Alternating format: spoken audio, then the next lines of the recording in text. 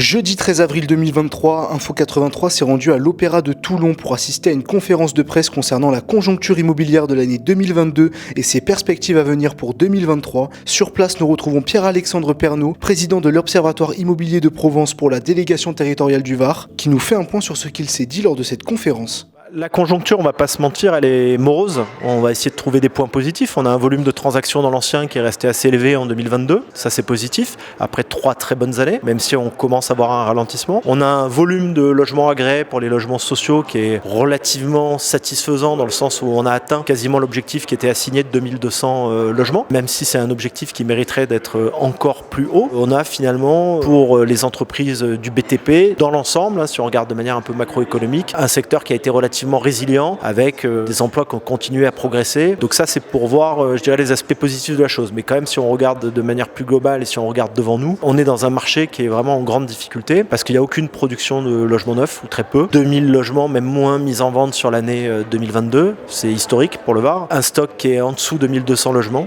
Donc ça, c'est très très bas. Le logement neuf, ça a des conséquences sur l'emploi. Ça a des conséquences sur la production de logements sociaux puisque 60% des logements sociaux sont produits par les promoteurs privés qui font des opérations dans le cadre des contrats de mixité sociale. Bien entendu, ça crée des tensions puisque s'il y a moins de logements neufs, on va se reporter sur l'ancien. Donc là aussi, on va avoir une raréfaction de l'ancien. On va avoir très peu de biens qui sont à la location également dans l'ancien. Et donc, on a un parcours résidentiel qui est en train de se gripper. Et donc, des gens qui aujourd'hui n'ont plus accès au logement parce que les prix sont trop chers. C'est comme ça qu'on est obligé de voir l'avenir de manière certes un peu sombre, mais également réaliste.